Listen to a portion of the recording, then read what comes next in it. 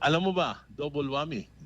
Kailangan malaman ng mga mamamayan ano epekto nitong ginawa nila sa program funds. Opo. Yung 399 billion for foreign assisted. So, hindi tayo nakapag-comply sa ating obligasyon. So, na-delay yung Metro Project. Subway. Dalawang project pa lang na lang babanggitin ko for Opo. conserve time. Yung Metro Subway, dapat yan matatapos 2028. Dahil hindi tayo nakapag-comply, na-delay. 2032 na tayo. Dapat 2028, nakakasakay na tayo, para na tayo Hong Kong, may subway na tayo. Ngayon, 2032 na, 4 years. Yung PNR, Elevated Railway, para hindi na tayo dadaan sa mga train stop. Di ba? Nasa ibabaw na. Ayan. From Clark to Calamba. Dapat yan matatapos 2029. Na-delay ulit. 2032 na uli. At ano ang epekto nito? Ang epekto nito dahil sa may mga penalties, dahil nag-renege tayo sa ating mga commitments, may mga commitment fees. May mga penalties. Bukod dyan, dahil sa delay na 4 na taon, tataas ang presyo ng mga materyales, ng labor, ganun din.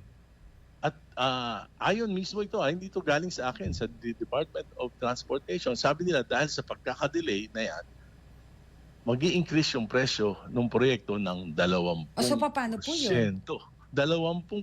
So, ibig sabihin, magdadagdag tayo ng 260 billion na utang. Yan, 260 billion. At alam mo ba, yung 260 billion, kung gaano kalaki yun? Di ba? Ang ibig sabihin ng 260 billion, meron tayong shortfall na shortage ng classroom ng mga 165,000. Halos matatapos yun. Lahat ng shortage. O kaya, yung pinangako na 1 million houses, kayang maponduan nun. Yeah.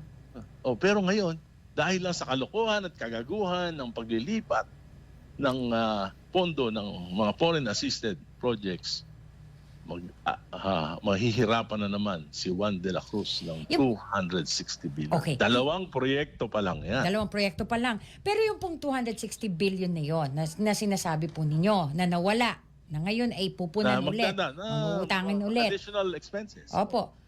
Saan napunta po yun? Hindi, yun nga yung karagdagang pondo na kakailanganin para matapos dahil sa pagkakadelay. Opo, dahil nagtaasan ng materyales and all. Lahat, Gano'n, ano? Tapos yung mga penalties dahil sa delay.